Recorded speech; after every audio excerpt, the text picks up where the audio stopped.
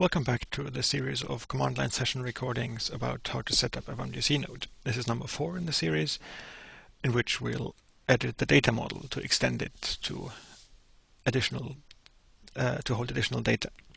Before we do that, let me introduce you to the way Django can keep track of your database changes and of your model. So this is called migrations within Django, and we need to tell it first that our node is supposed to be handled by these migrations. We do that by the manage.py command make migrations for our node app. It creates an initial migrations, and we apply this by the command migrate. It recognizes that there's nothing really to apply, but it is in the system now. So once we now edit our model, let's make a trivial change. For example, change the ID field from a character field in the state model to an integer field again.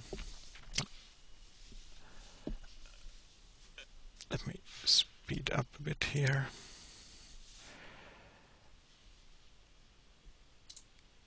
So once we save this, our file models.py, and run make migrations again, it recognizes that there was a field ID was altered, and if we run migrate now, it applies it. If we look within MySQL,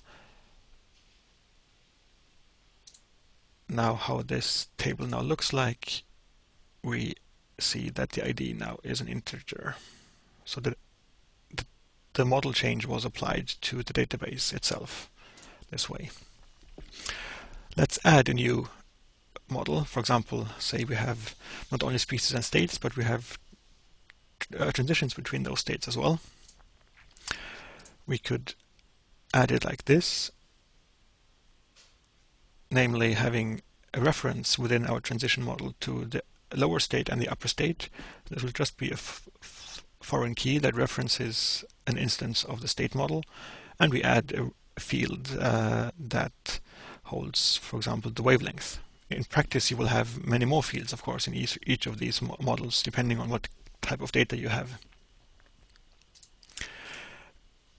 Which different field types are available and what the options are is very well documented in the Django documentation, so I recommend to have a look there, or at the examples in the other nodes simply that are just a step away.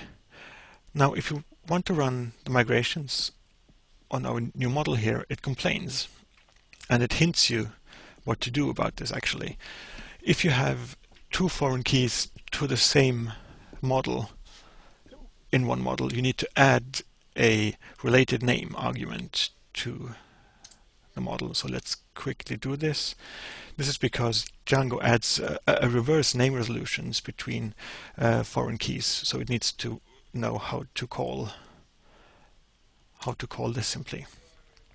So let's just add this as suggested, and now our migrations run, and we can migrate, and it adds the migration. And if we now show the tables within VAMDC, we see that our transition table was added, and it has the correct sign, the correct fields as well.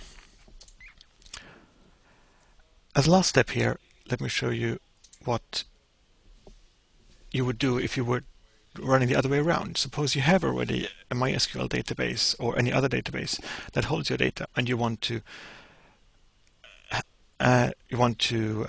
not manually re-enter all the fields and to write the model. You can tell Django to look into your database and to create the models.py file for you. This is called inspectdb, and let's just look at the output here. So it basically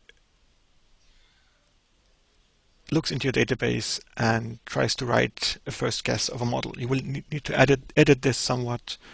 There are comments in the top of the new file that will give you hints on how to do this, but this is a good start if you have a pre-existing database. and you want to create the models.py from that. And we'll finish here in this tutorial.